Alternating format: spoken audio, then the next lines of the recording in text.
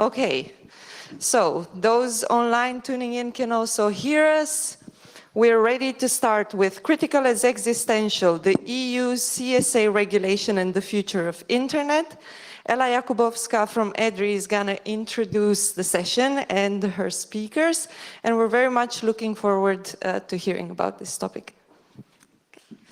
Brilliant, thank you so much, and really glad to have you all here joining us for this panel. As Andrea said, Critical as Existential, the EU's child sexual abuse regulation and the future of the internet. So not a small topic, and really looking forward to delving into it today. I'm absolutely delighted to introduce our three panelists who are going to help us explore the topic from technical, legal, feminist, and political perspectives. So trying to really interrogate this complex, sensitive, nuanced topic. And so without further ado, and please excuse my attempts at pronouncing names correctly, we've got a heavily Germanic panel, just coincidentally. So first of all, Corinna Vetter, who is the advocacy lead at Super Lab. If you've not heard of them, check them out. They're an incredible feminist tech CSO that works to create more equitable digital futures. And Corinna is Super's expert on feminist tech policy. Next up, we have Alina Eichstadt, who is the spokesperson of Europe's biggest hacker organization, the Chaos Computer Club, or CCC. She's a computer scientist working in IT security, and she leads on policy endeavors at the EU level. So always very busy.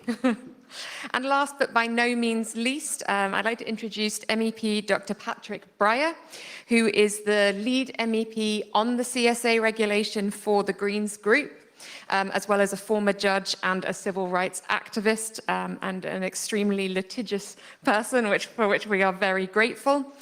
You might notice that he is not Brendan van Alsenoy from the European Data Protection Supervisor. Unfortunately, Brendan is no longer able to join us today, but really to be able to get Patrick at such short notice is a really excellent opportunity. So we're really grateful that you could join us. And I said I'll be sympathetic to Patrick because he's had all of a couple of hours to get up to speed with our panel today. And then I am the moderator for this panel, as you've probably already guessed. I'm Ela Jakubowska, and I work as a senior policy advisor at EDRI, where I focus on the CSA regulation, but also facial recognition and biometrics, and a bit on law enforcement databases as well. And by background, I'm trained as a sociologist of technology and society. So quickly, just to frame this debate and this law that we are talking about, as well as going more broadly into kind of existential questions about the internet, what we're discussing is the regulation laying down rules to prevent and combat child sexual abuse, but I'll refer to that law as the CSA regulation, or CSA. And it is a proposed law that's come forward from the European Commission. So we're looking at several years until it comes into force, if at all. Hopefully not, as you will come to hear why we don't want it to come into force. And critically, although the title of the law very much frames it as being about prevention of abuse and child protection, EDRI has been working on this as a network for quite a while, and really for us it's very clear that this is a piece of online regulation. It's looking at the online element of these crimes. It's not a child protection and prevention of abuse law, but there's an added tension about whether really it is and should be an online regulation, a piece of internet regulation, or whether it's actually a law enforcement proposal. The lead MEP working on this will tell you that it's very much about online regulation, but if you look to the Council, which is the group of representatives from every EU member state's government, you'll see that it is former police officers in the law enforcement working party that are entirely responsible for negotiating this proposal on behalf of their countries, and many of them have backgrounds in home affairs and internal security. So even within this law that we've got on the table, there's a bit of an existential crisis about what it actually is and what its goals are and how it's going to achieve them. And I also want to make a distinction. If you've seen any of EDRI's analysis of this law, you'll have seen that we call for it to be completely withdrawn and that we are deeply, deeply critical of it. That's because of the methods that this law puts forward. We agree that the goals, child protection online, is very important, and I wish it would go without saying that we believe that, but some of the criticisms that get leveled on this highly politicized topic accuse those of us that oppose it of not caring. And actually, what we have to say is deeply rooted in the fact that we don't think it's the right thing for young people. We don't think it's going to lead to the sort of safe, secure internet for adults and children alike. And we're not the only ones that have been leveling criticisms at this law, from data protection authorities, politicians, several national parliaments, and kind of technologists and cybersecurity experts, as well as kind of legal experts around the world, have raised huge concerns of mass surveillance, of upload filters, of breaking encryption. So there's a lot on the table for this law, and that's why we thought, when we're thinking about digital and crisis, that this is a really good topic to interrogate. But we're also in this panel going to try and move a little bit beyond just critiquing, which is very important and very much has its place, but also thinking about the sort of internet that we do want to see and trying to bring in some intersectional feminist and social justice perspectives to really understand, or we won't understand it in less than an hour and a half, but to get through some of the themes that are really, really important to be able to have an evidence-based and proper assessment of this proposal. So before I'm going to hand over to our wonderful speakers, I do just want to say that we're really hoping this can be quite an interactive session. So I will be opening up at several points for audience interjections or questions. So please have a think about what you might want to know from our panelists. And if you're following online or in the room, please do jump on social media. It's #PrivacyCamp23, and you can find all of us on Twitter and many of us on Mastodon as well. So please do jump in there as well with what you're thinking. Okay, so turning to our panelists.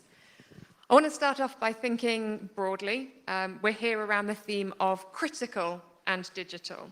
So in a few words, in really whatever sense you would like, what do the ideas of critical and digital mean to you and the work that you do? And I'm going to start with Patrick, if I may.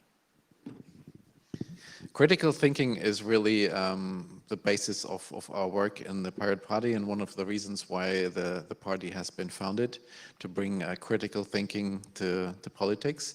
But in the digital era, that means you need to understand the opportunities, but also the limits of technology.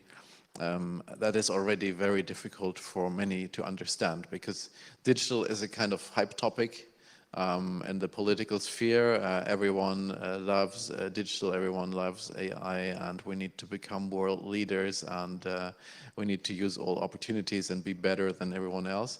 So that's very easy to say from a very simplistic perspective. But to actually understand that it's about quality, that it's about values and rights, and that it's about limits of technology, this requires a lot of knowledge and understanding, and I'm afraid a lot of education also in the political sphere. Thank you. And Elena, what about you? Yeah, I mean, personally, I think a lot about technology and society, but from the perspective of the Chaos Computer Club, from whom of you might not know us, we are already like 42 years old, so we've been in this field for quite a long time. And with regards to critical and digital, it's really interesting how our first text, which is the Tuvat.txt, when the Chaos Computer Club was founded, is still really true and I think equally important.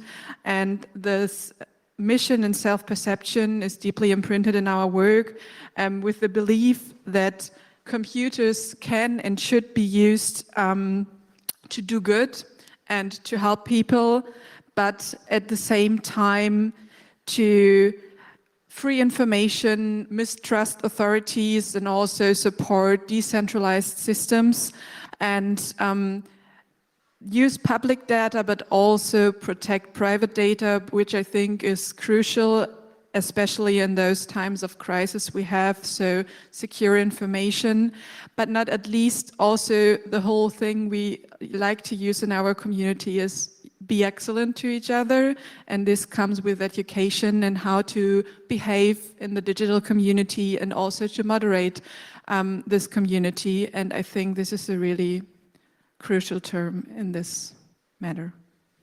Thank you. And yeah, I think what I'm picking up from maybe a little bit from you and Patrick is this idea that being critical of the digital also means sometimes saying no to the digital and drawing our red lines for realizing when digital solutions are not the right kind of solutions to the problems that we're tackling, which is very pertinent when talking about the CSA regulation.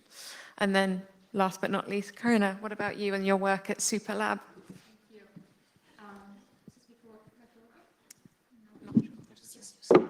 Thank you so much, Patrick.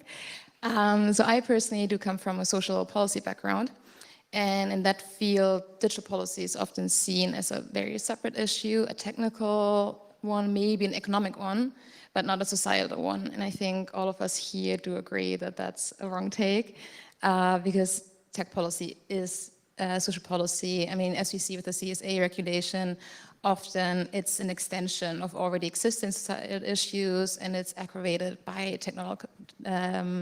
by tech. And therefore, from like a feminist perspective, I would say that we should apply the same scrutiny we apply to social policy, to tech policy, and ask questions on power structures, like who is tech made for and by whom, who are the most negatively affected people by tech, how can we center them and make sure that solutions are working for everyone? And lastly, what you already mentioned, do we need a technological solution to the issues we have? Maybe low tech or no tech is a better answer. Thank you. Okay, so hopefully our panelists are a little bit warmed up by that. So getting more into the weighty questions. Of course, the other theme of Privacy Camp this year is crisis.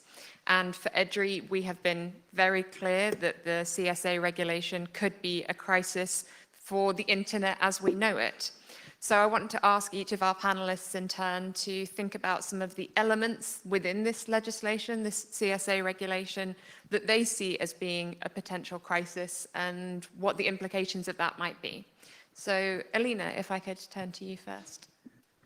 Yeah, I think what we are seeing with the CSA regulation is something really common that we have seen in the last years. Is another attack on end-to-end encrypted communication, but also at private and secure communication, because especially for young people, they probably think that they can communicate on a trustworthy and private channel, even though it's not end-to-end encrypted. And I think this is a really important point, that private communication needs to stay private. So this is one element. This is really crucial in the CSA. But another thing that is threatening the whole way the internet works is the term of blocking orders. So the idea that certain, like the Commission believes that certain URLs can be blocked, but in reality, we know that that will lead to blocking in general, so in the domain name system, and this is attacking the root of the internet infrastructure, and we have seen those blocks to lead to some overblocking and also so fundamental rights violations, which is highly problematic. And the last point I would like to make is the whole theme around age verification. When talking about age verification, we usually talk about biometric technology used to create age verification and anonymity in the on the internet. But another problem at the CSA is that it attacks the whole open source universe, because once age verification needs to be included into the whole process of downloading software freely, our open source repositories are in a really uncertain legal field, because how open source usually works is like it's highly decentralized. They don't track any data about their users. They don't even know what you download, because you can choose your instance where you download your software, and forcing age verification on those systems would mean that you strip it of all the decentralized aspects, that you will overload those people who are doing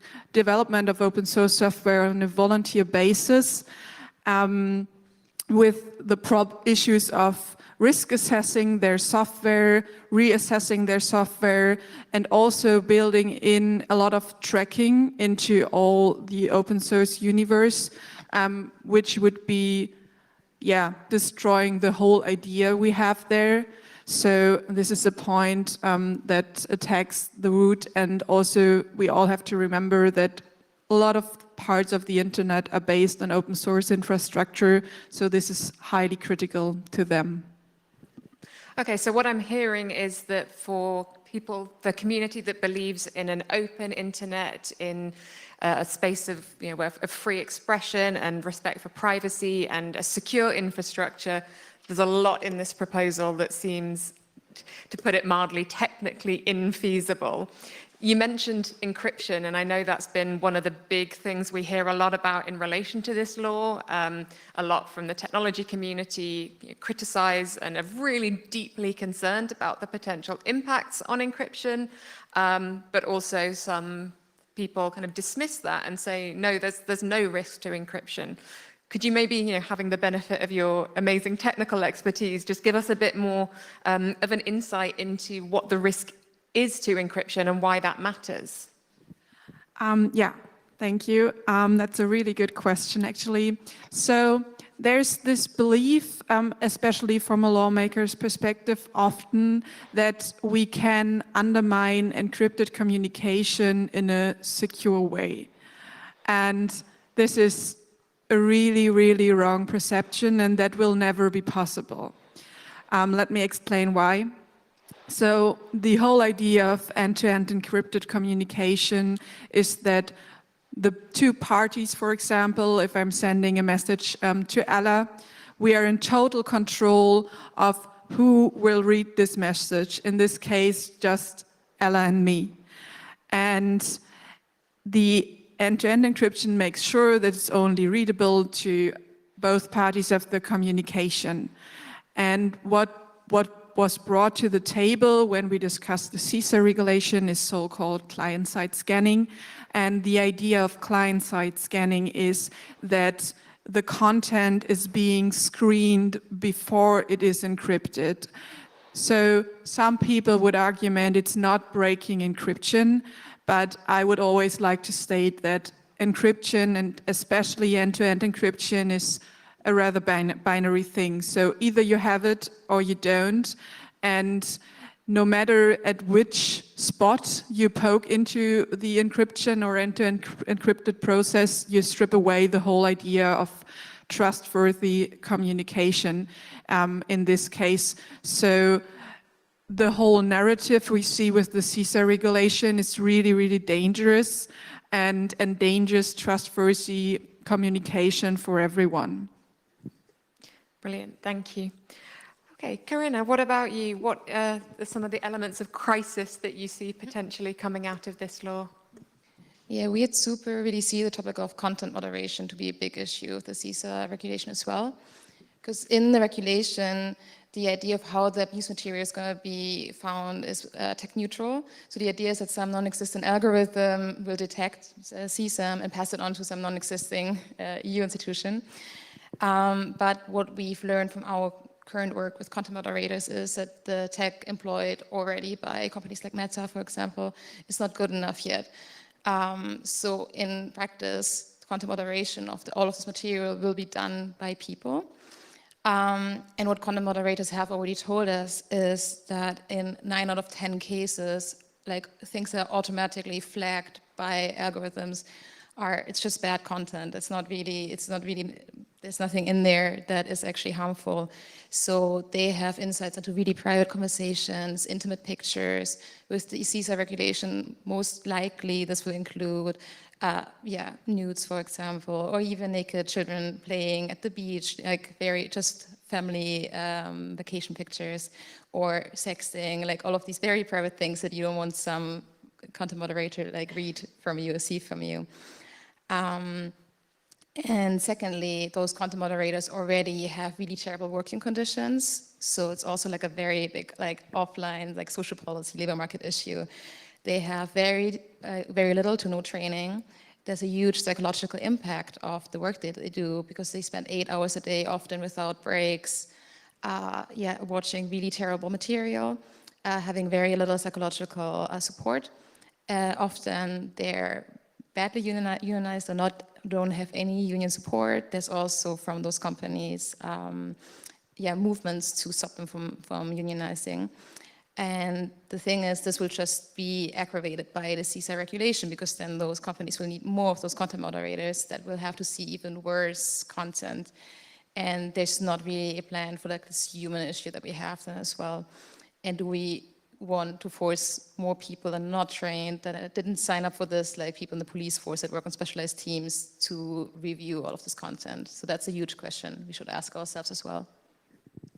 Absolutely, and I think we were checking in earlier and thinking about how we've heard from some of the companies that would have these sorts of obligations under this new law, how they don't want to be responsible for deciding what constitutes child sexual abuse material or not when they're not equipped for that.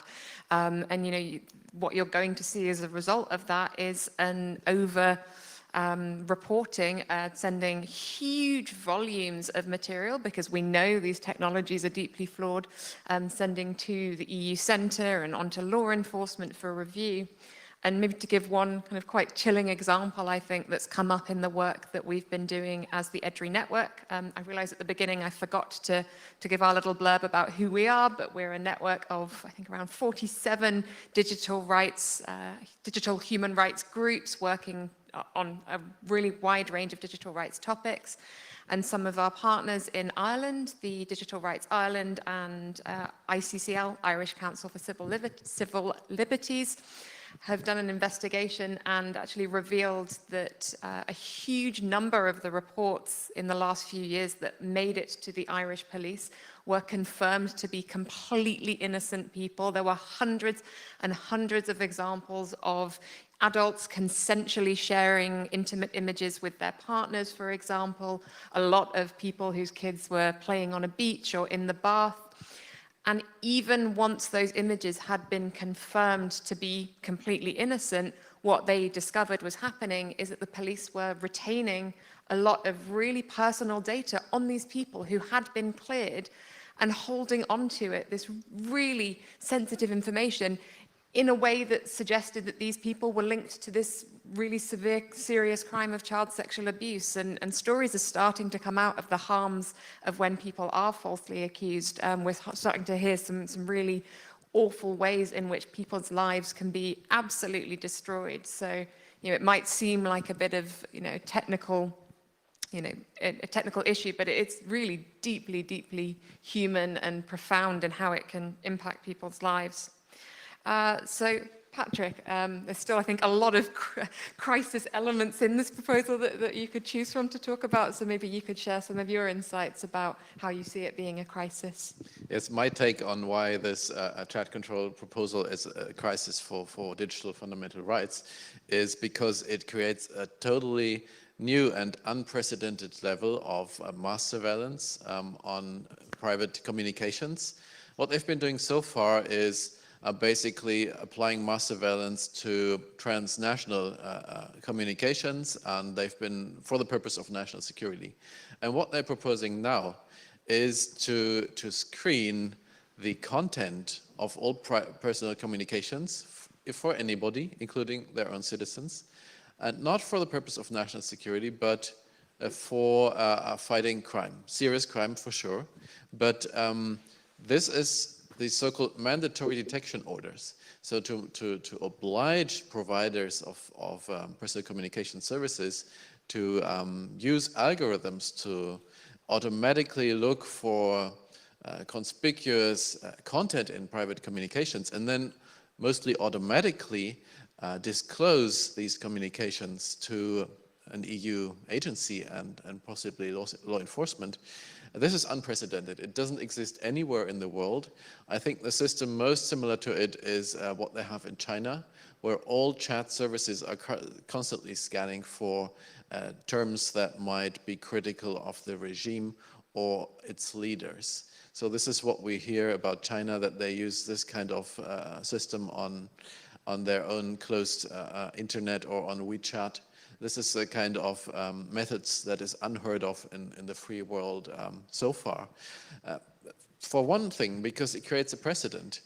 If you follow that logic, that the mere risk that some private space could be abused for criminal activity is sufficient for you to place it under surveillance, that means that they can scan for anything, for any criminal behavior. They can even start looking for copyright infringements, for defamation, for harmful content.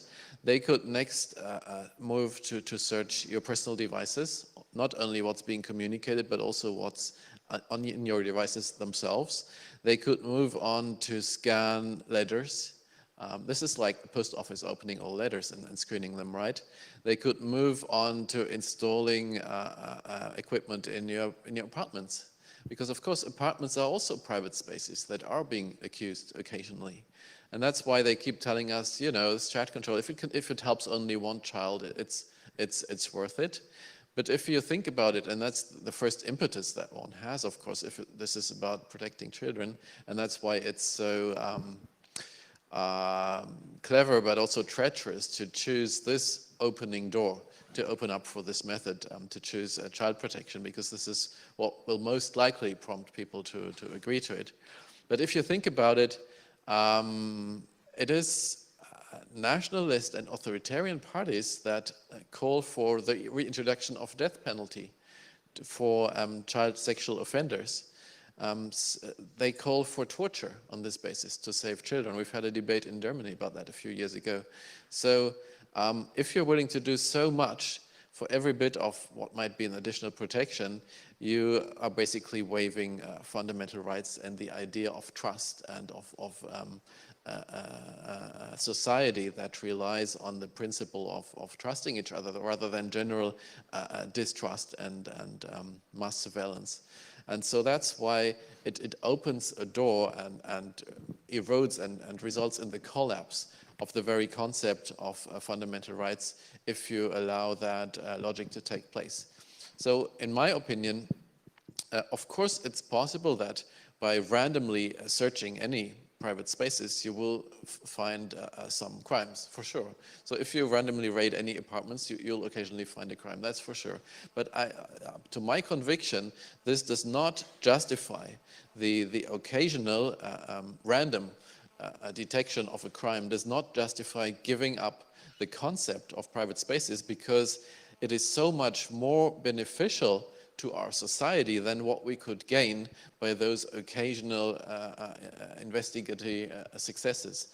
We need these private spaces. Victims need these spaces. Minorities need them. Children need them. People in need of help and support need these protected and safe spaces. And we can't sacrifice this. This would actually harm children much more than it would help them. But to explain this is so difficult, and we are not getting way far enough, even to trigger a public debate at all throughout Europe. We are fighting and struggling to explain this, and I can only hope that in the end it won't be up to the courts to have the difficult task of trying to fix that and defend our fundamental rights. This should be for all of us to do. This should be for politics to do. It's not only a job for courts. Fundamental rights are only worth as much as we are willing to defend them.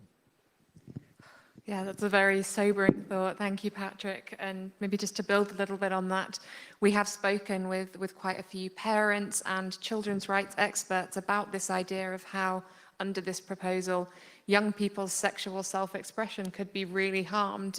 What we could see is that every intimate image that is sent by a teenager consensually to their partner would be systematically forwarded to platform moderators and then on to law enforcement. And in some EU countries, there's actually a legal obligation on those law enforcement agents to then go and investigate into that. So, really, these parents we've been speaking with, these child rights experts, questioning, is that really the sort of internet space that we want? Are young people going to be safer when their nude images, which realistically a lot of teenagers are sending, and in 6, I believe, EU countries, it is decriminalized for young people of certain ages to send those intimate images, as long as it's fully within their consent and control and to their partner. Of course, we're not talking about the onward sharing without their consent. That's absolutely not okay. But the genuine digital element of sexual development and sexual self-expression that's especially pertinent when you're thinking of queer young people as well. So really a lot of dimensions there. We have, whether this will actually help young people, how it could destroy private spaces, the risk to content moderators and the infallibility there, and technically speaking as well, a really badly formulated proposal. I think I'm happy to go as far as saying that. I also want to recognize that in the audience today, we have a lot of people who are working on this file and who are expert on various elements of it. So I wanted to invite you here today, if any of you would like to share other dimensions of this law that we haven't touched on yet, to say a few words to help inform the rest of us about other ways that we could be seeing a crisis when it comes to this law.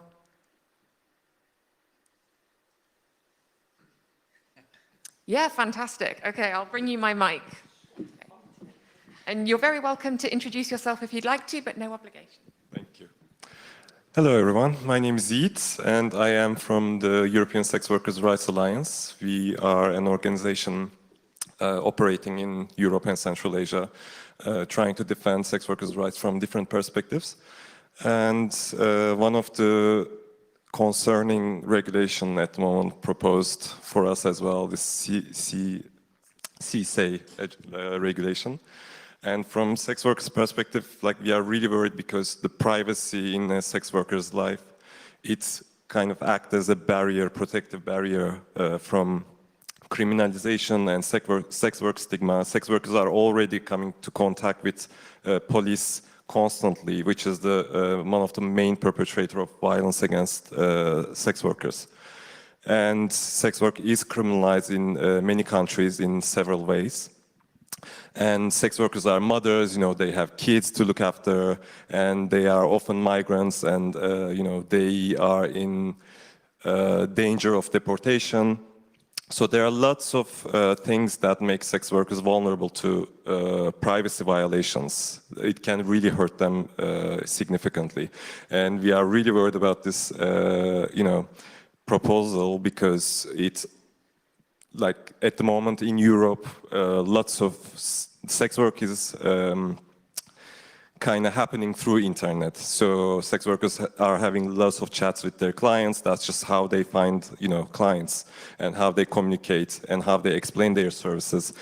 And this is how they send nudes, And even on a very, niche level, for example, there's this thing which is not only sex workers are doing this, but there's this, sexual fantasy thing that is called, age play, for example. Two consenting adults, 30 years old, they can, communicate saying that, oh, treat me like a schoolgirl or something like this. So we see there are lots of ways that communications of sex workers can be interpreted as child sexual abuse material, and that could really hurt sex workers, which are one of the most criminalized and stigmatized community.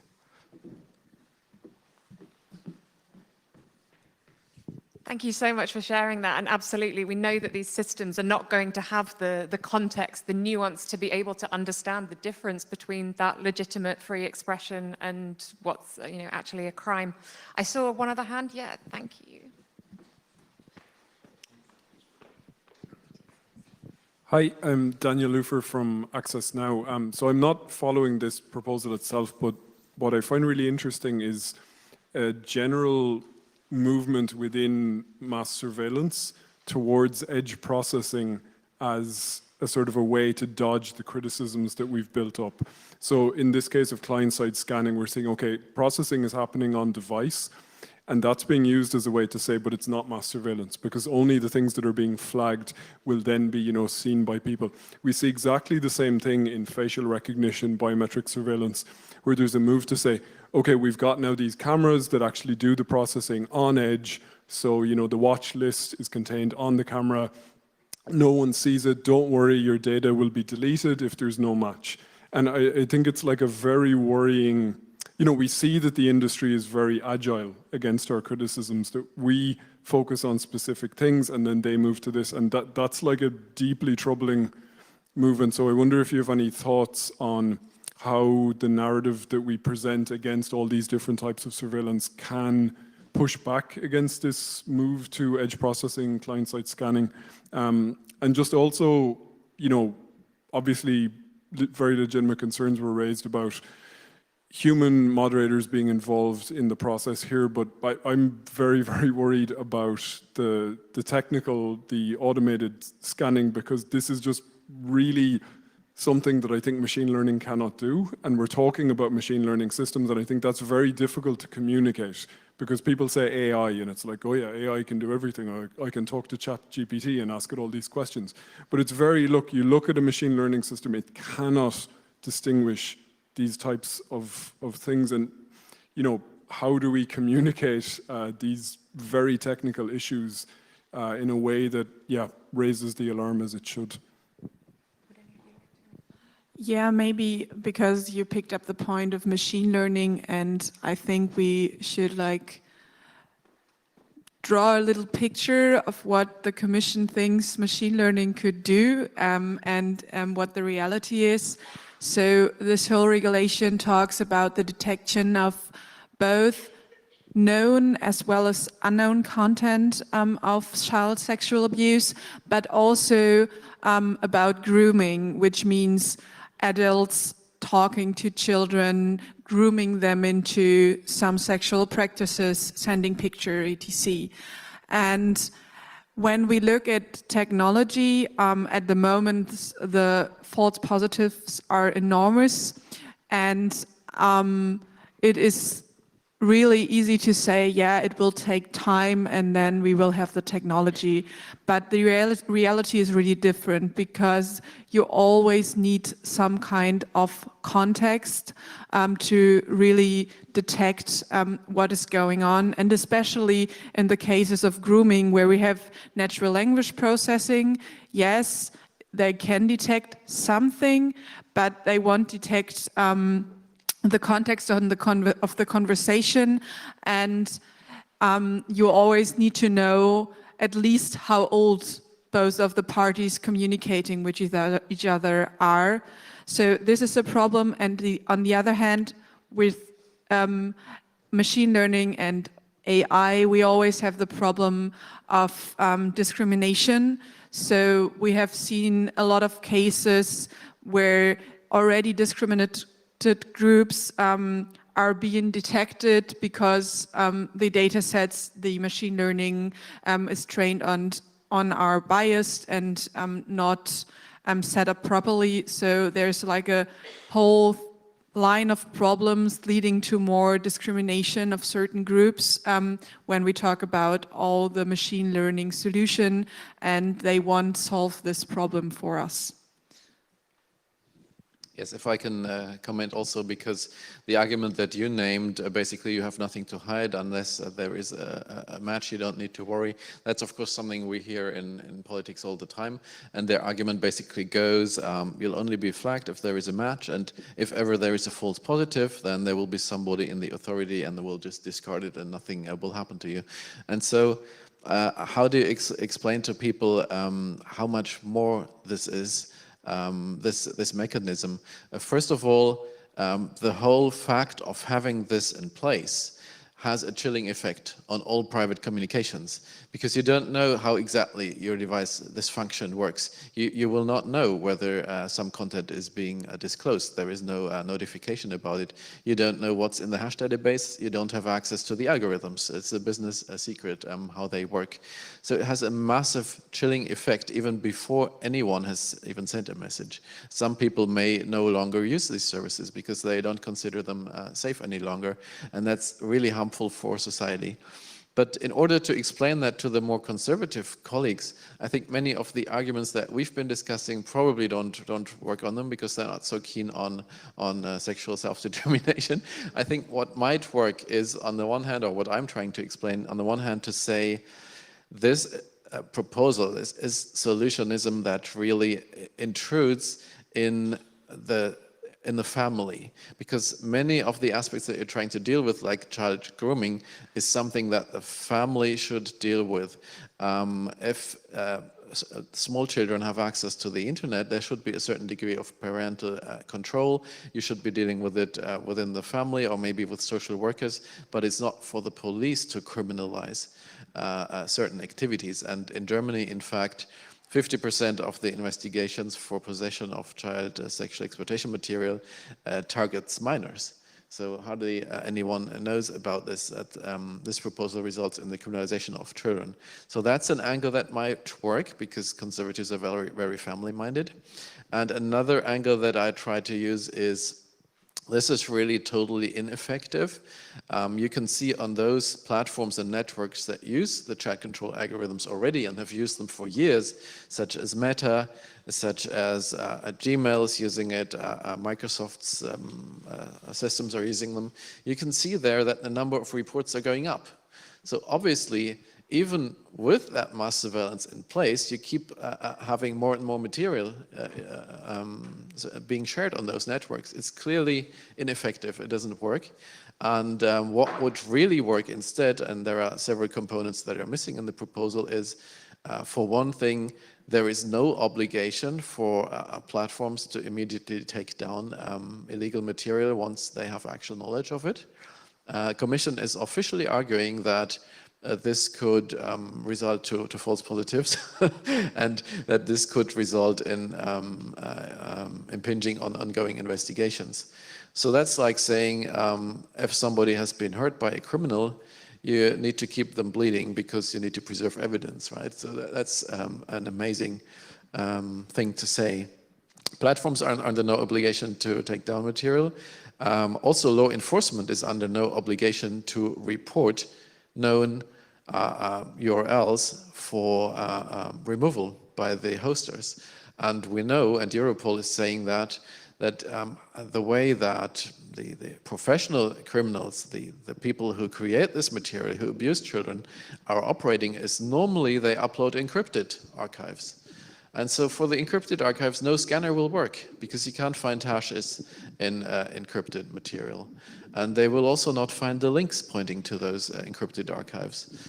And therefore, it is all the worse that there is no obligation even to remove material. We know from a German case where a whole child porn ring has been busted, that they simply didn't notify the hosters. And terabytes and terabytes of material continued circulating long after this houses had been searched, which is really a catastrophe, and Commission doesn't want to change that.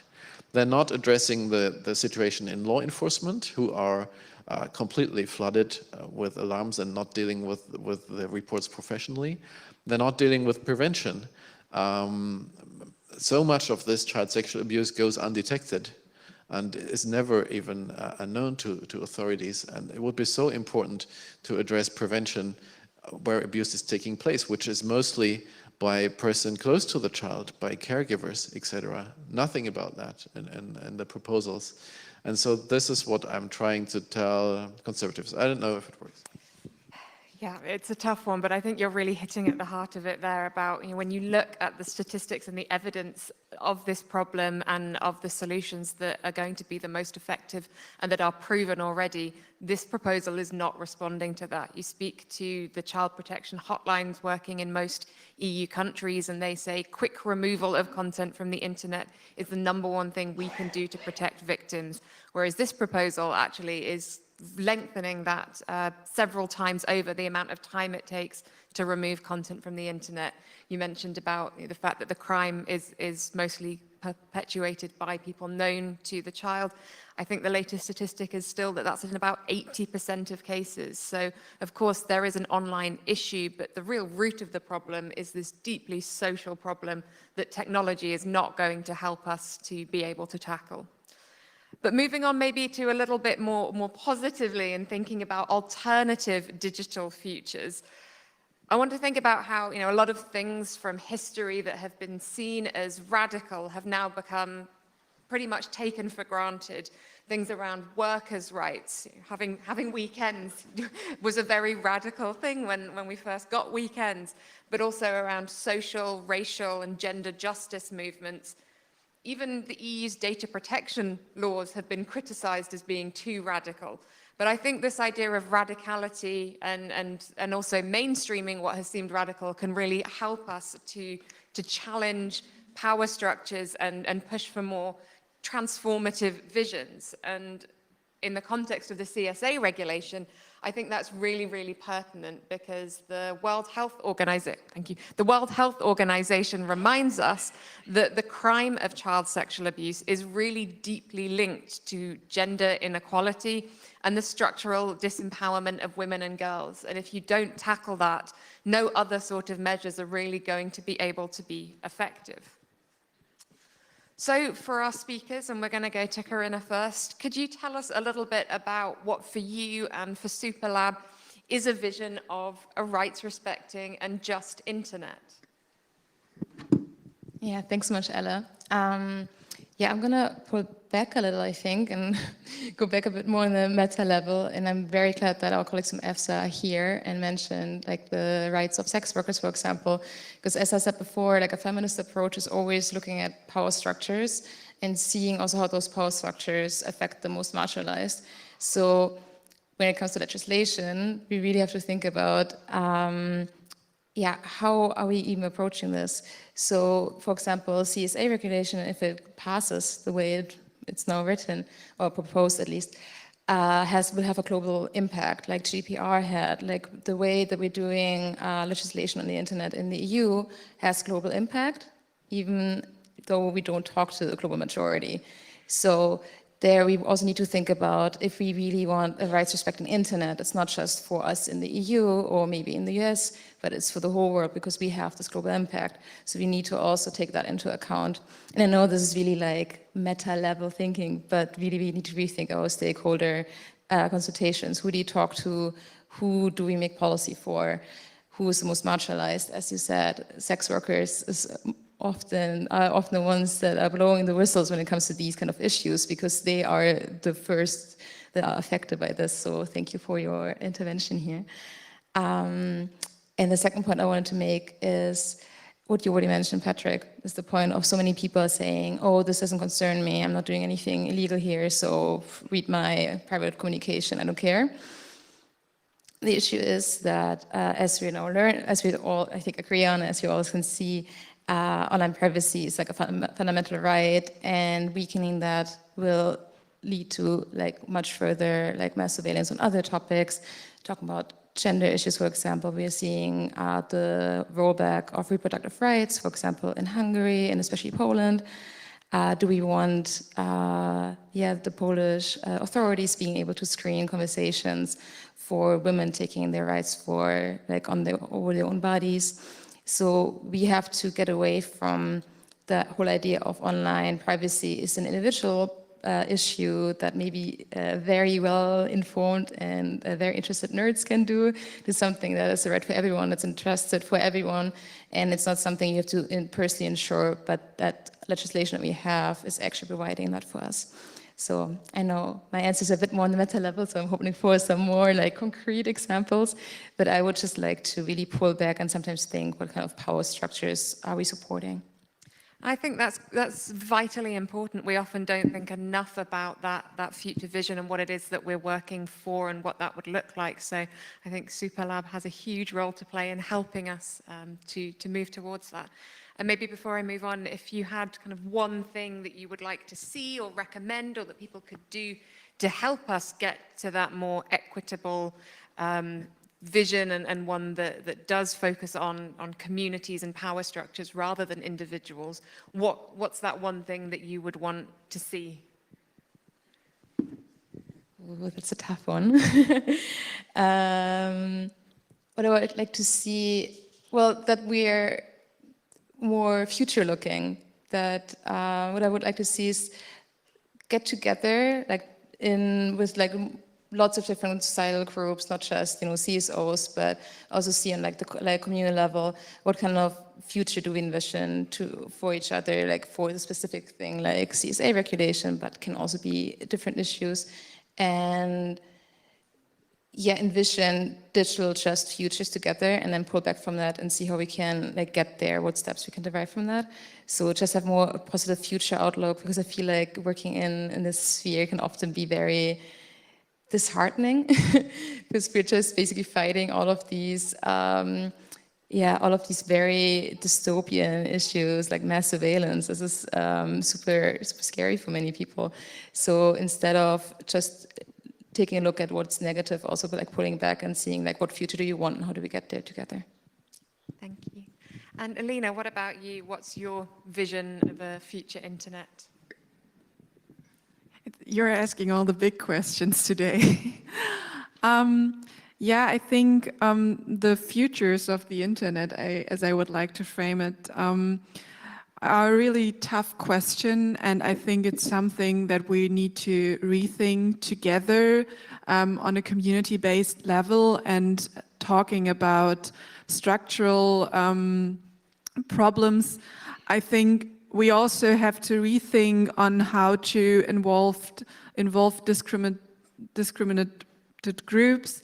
I think in tech, as I can speak from this level, this add women and stare approach won't work anymore, because like it's so those structural problems are so deeply imprinted on how the internet was built and how the structures started to grow, that we need to rethink on how we govern all this. So in my opinion, it needs to be in really interdisciplinary and really community-driven, really cross-group exchange to shape a fair and future internet.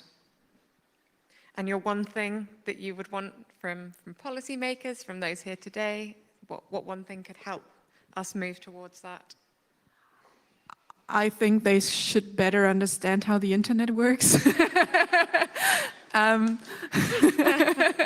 Yeah, I mean, like, I think, like, historically speaking, a lot of the time things go wrong because they don't understand the fundamentals of the internet.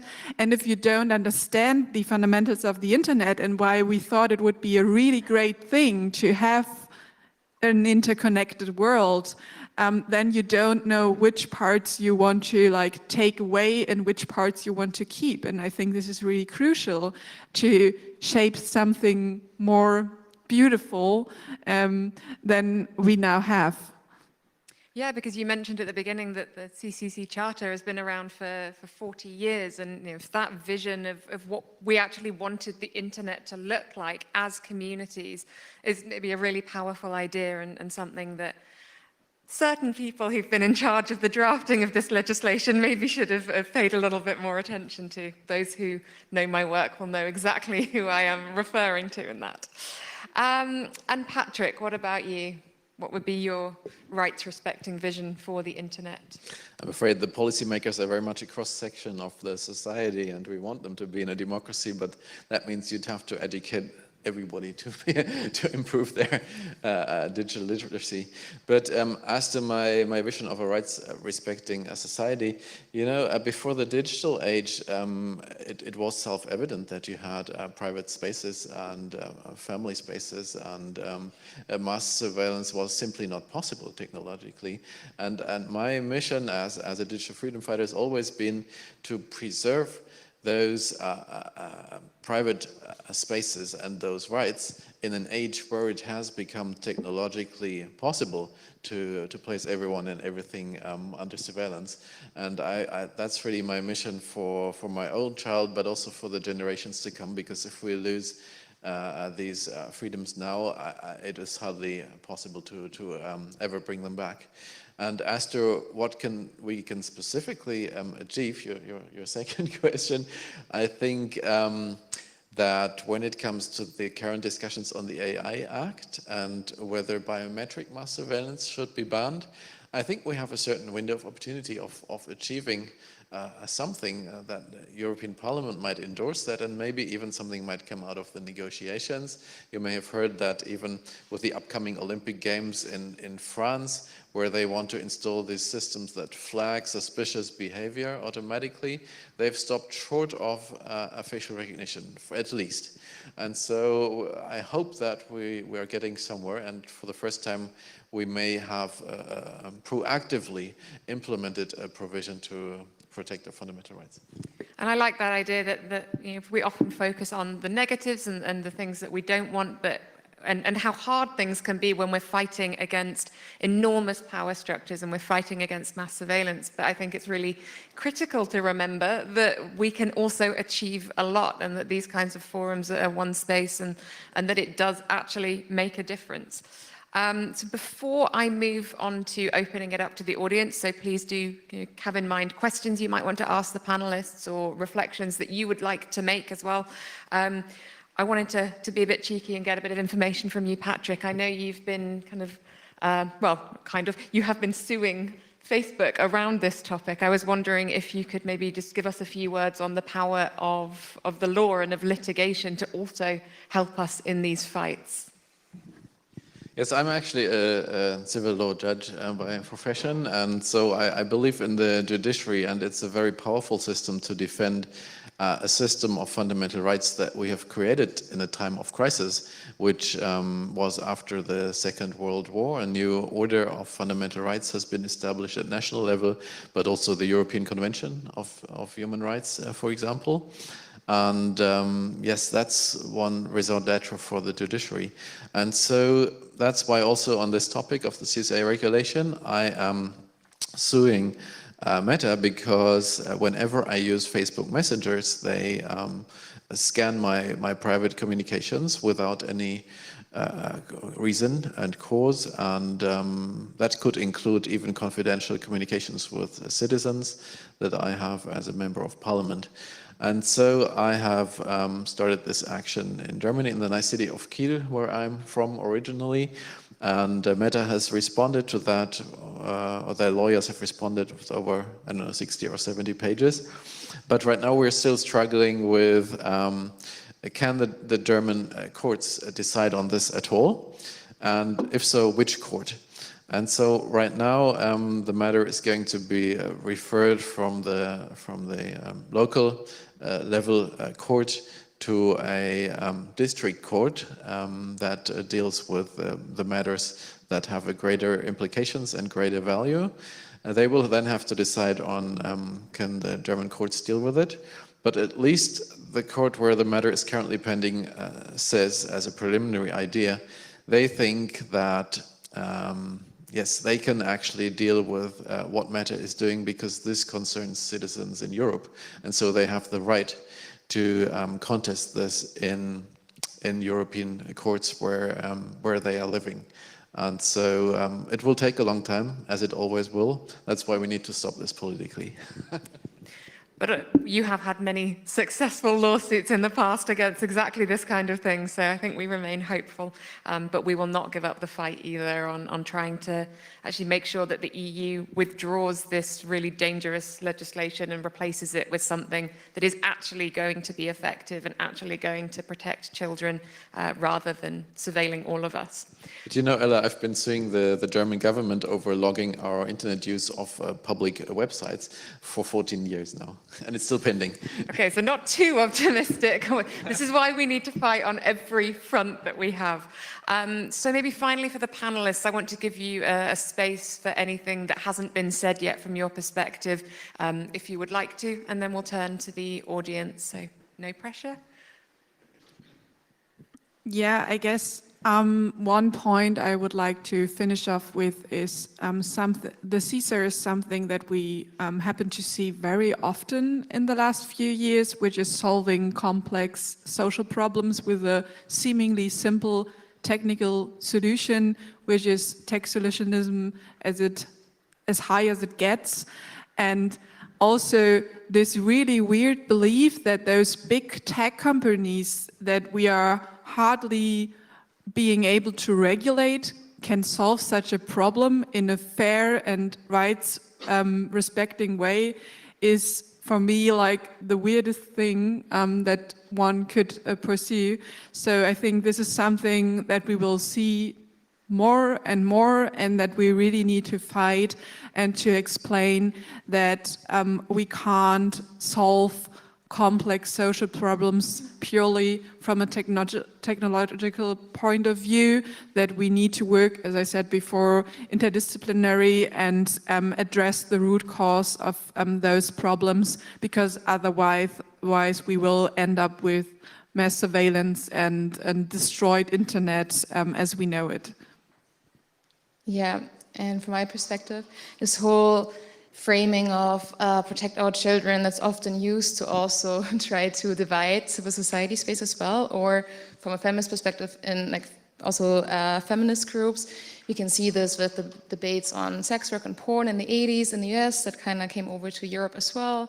We see this with the debate on trans people's rights, which is always framed as we have to say protect our children from these bad influences, which is used to restrict fundamental rights. So we also have to kind of really see, take a step back and not take the narrative that's being presented to us as the truth, but also see what legislators are trying to do, or who's also pushing these narratives, who's benefiting from it.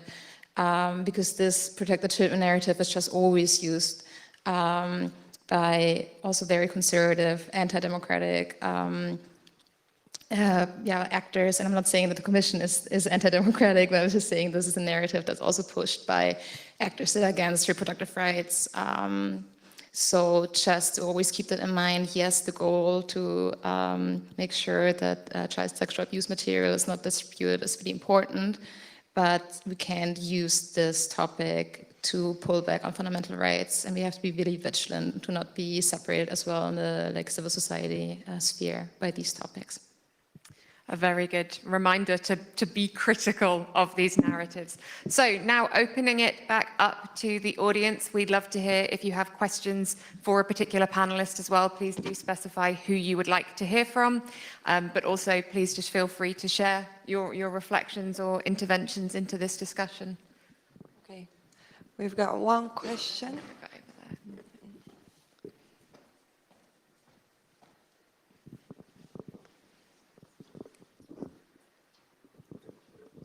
Hello everyone, good morning. My name is Vitória Pinheiro. I'm a climate activist from Manaus in the Brazilian Amazon. We are part from a youth organization I call it Palmar Execution Lab. And my question is how you can see, with this you're talking about the censorships and so on, how youth can play a role in this future of the internet, and most on the governance, how you can fortalece the governance based in youth action.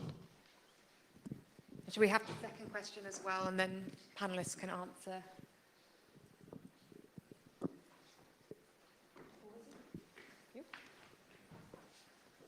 Thank you. Hi, I'm Stitch, ethical hacker, and I'm always wondering, where does that stop? Because I'm in this community like for 10 years, and it's always the same Trojan horse, child born and such. So we have to kill everybody's liberties and freedoms, and we do that now online now. So that there's now such a thing that we have to have legislation on that. So suppose the legislation passes and the internet is dead, crime still happens, and there's still horrible things happening. So what would be the next step to make it even worse then? Should we all wear cameras, or what should we record each other all the time, and what happens when the cameras go off? So it would be maybe even cheaper to do that instead of limiting the internet. So are there any visions to make it even darker and even worse than just killing the internet, because that's easy? You're welcome, by the way. I'm normally a very happy person. Great. So yeah, would anyone like to share either on youth involvement or this question of where does it stop / what next? I would really much like to answer to the question of youth involvement. And I think it's a really big problem to solve, because what I'm seeing is like youth feels really powerless when it comes to the internet and big platforms, and that they are not in control of their data, and or even they are like accepting that they are not in control. And I think what we really need to do is to try to take back control and to really talk about data protection and our rights and the rights that we have, and talk with young people about that, and talk about surveillance capitalism and what it is doing to our generation, and also to, especially in the climate movement, where people are being framed as being terrorists, for example. And we are seeing this in Germany, that data protection is solidarity. So think about what infrastructure do you want to use to communicate? Also talking about what do I need to take my phone to every intervention we are doing or every protest, because that can be a really, really big issue. But also to start understand, and I think this is the missing link in all the, I would say, like old generation hackers tend to forget, you grew up with the internet growing up, while we are meeting with an internet that is so complex that also, like, if you're a computer science student, you struggle to understand. So what we need is to get together and explain the different steps, and also identify moments where we can intervene, for example, through internet standardization things, with the IETF bringing youth in, bringing climate activists in, also talking about the human rights perspective, and having access to more information about that. And I think that can be really empowering and bringing everything forward. And I know that often it is a capacity problem, especially in the climate movement, but there are people who are expert in this field, and they're really happy to help you with that. And you don't need to be a computer scientist expert, but you can ask those experts, and they are happy to help. And I really understand that the goals you are fighting for are complex, and it's really hard. So we need to stand together to be empowered and create a more a better future for the internet that empowers our movements as well.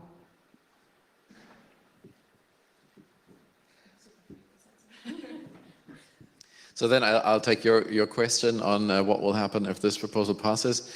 Well, on the pessimistic side, what they would do is to try and expand on it, as I explained, right? They will start looking for other content other than child sexual exploitation material, and they will start to scan more devices and spaces.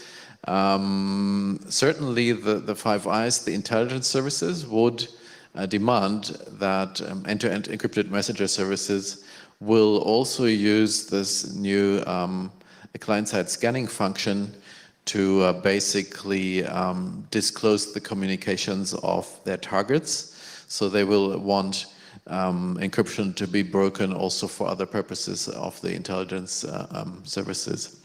But in the positive scenario, what could happen if this law passes is that people understand the value of privacy and will start moving to decentralized messenger systems, because those are the ones that do not have a service provider who could implement this chat control legislation. Maybe end-to-end encryption finally becomes the default for email communications as a result of this, because this is also something that's done on your own device and that no provider could control. And maybe, and I hope, of course, the courts will stop it after a shorter period than 14 years. Okay, I think we have time for one more question. I've got one here. Oh, great. I can Yes, see and up if there. you all agree, we can take even two, because we started 10 minutes late, but only if you all agree. Sure. Hello, I'm Claudio Agosti. Thank you for the great talk. I have two questions on the technical side. One is how this enforcement may look like. Like if Signal or Telegram, they don't want to comply, means that they will be forbidden in the European Play Store? Or does it mean that if they comply, will exist the European Signal and the non-European Signal? And the second is, in the Digital Market Act, as far as I know, there is some proposal to do interoperability between chat systems, and I wonder if this will also be used as a way to weakening the encryption. Is there another question? Okay.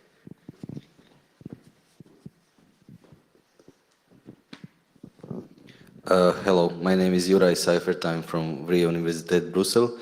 I was to say, maybe to be more optimistic, I just wanted to reply to the previous question and say that even if the laws get adopted, it doesn't mean that they will actually be enforced and they're workable. So maybe that can help because there are simply some legislation that is not working, be it a good legislation or bad legislation.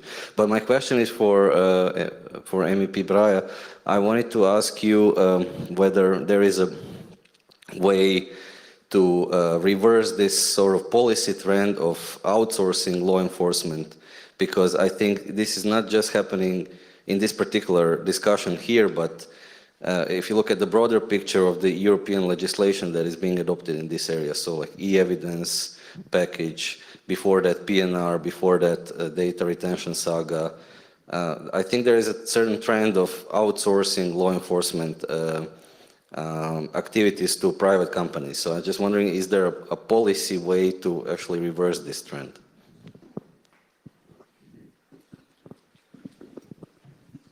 Yes, thank you for your questions. Okay, the first was how to enforce this against providers that are not based in the EU. So the legislation is to apply to all services that are being offered within the EU, even if they are not based in the EU. If a provider doesn't comply, you can only enforce it if they have some business interests in the EU, which Signal may not have. But they could certainly, for example, pressure the app stores to remove it for EU customers, which would make it very difficult, or difficult for many to install, not for us, but for the digitally not so literate. A second question was, is the interoperability of messengers an attack on safe end-to-end encryption? We definitely don't want it to be. We've pushed very hard for this because it breaks up the monopolies of WhatsApp and the like that use very bad terms and conditions, and you basically don't have a chance to change to other services because you'd lose all your contacts and groups. So we've pushed hard for this, but of course we want new protocols to be developed to make end-to-end encryption work cross-platform and be just as safe. So we will make very sure that this is guaranteed. And on the third question of the trend for privatizing law enforcement, yes, it's definitely a trend that we see in many pieces of legislation. What can help us is scandals. So I hope that something goes wrong and everybody learns about it, and maybe that will open their eyes. Did either of you want to? Okay. Okay then, well in that case I think we will wrap up with an enormous thank you to Alina, Corinna and Patrick for these fantastic insights, and also to all of you for your attention and participation. I can't tell you how happy it makes me that it was actually successful to ask for some, audience responses and insights. So I really appreciate you kind of stepping up and bringing that to help enrich our discussion as well. And what I will do as a kind of final shameless plug is say, if you're interested in this topic, check out stopscanningme.eu, which is the campaign that EDRI, CCC, and many other organizations are involved in coordinating to call on the EU institutions to remove this dangerous legislation and do something better. So you can follow that campaign and you can get involved. And I'm sure I speak on behalf of all of us when I say we'd be really happy to hear from all of you throughout the course of the day, or to reach us on social media. And yeah, thank you so much. And of course also to Andrea for hosting us. Thank you. And to our narrator.